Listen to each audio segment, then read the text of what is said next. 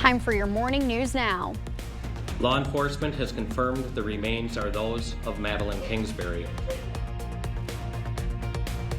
Investigators have confirmed the human remains found Wednesday belonged to Madeline Kingsbury.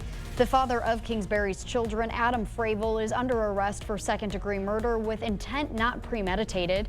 Investigators say they are still waiting on a preliminary cause of death. No formal charges have been filed yet against Fravel. Officials say the investigation is ongoing. Community members gathered outside the La Crosse County Courthouse to renew a call for justice in the death of a 6-year-old Medaille boy. Josie Dykeman is facing multiple charges, including first-degree intentional homicide for the death of Alex Xavier Pedron. Protesters presumed previous displays, holding signs and wearing shirts saying "Justice for Alex Xavier."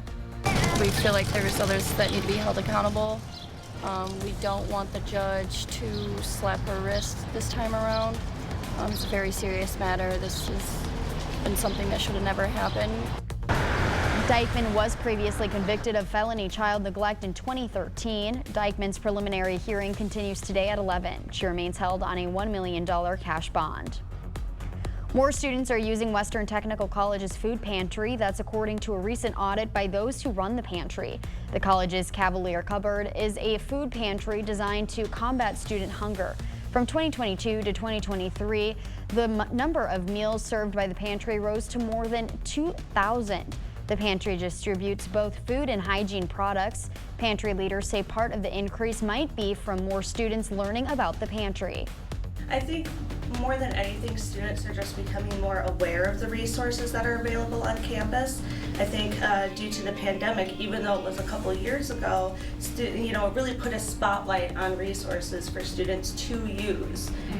The pantry was started in 2014 by a student who saw the need to provide meals for undergraduates. Since opening the pantry, they have served more than 8,000 people and families. To donate, stop by their location in the Student Success Center on campus.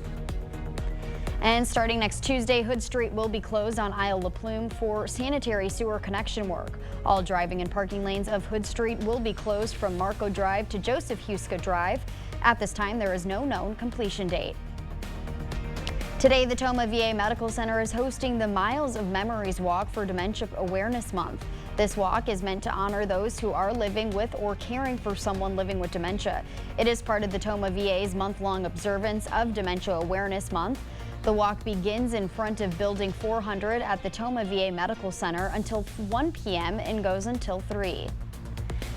Tomorrow is the 10th annual celebration of ArtSpire. ArtSpire is an all-inclusive free art event that engages the community through meaningful art experiences, including visual performing, literary arts, and dance. There is also a fine art fair and sale, food trucks, and a beer garden. ArtSpire begins at 10 a.m. at the Pump House and goes until 10 p.m. For more details, you can go to their website. We'll have a link on news8000.com. Tomorrow is the 9th annual Down and Dirty Trail Run at Fort McCoy. This fun run is a 1.5-mile obstacle course race for the whole family.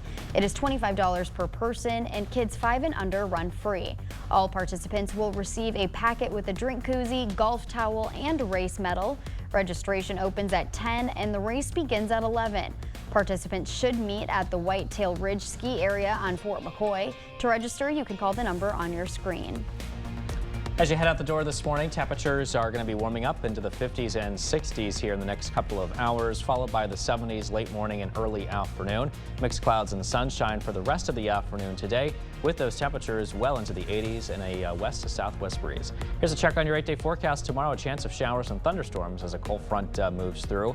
Temperatures dropping into the low 80s Sunday behind the front, and even into the 70s on Monday before returning to the 80s with mixed clouds and sunshine for the rest of next week. So we need some rain around here, and it looks like we're going to get it here as we head into tomorrow. But after that, we're kind of back in that dry spell for a while. I know it was saying Saturday and Sunday, but yeah, now we're just on Saturday. Saturday. Change that. Yeah. Thanks, Derek.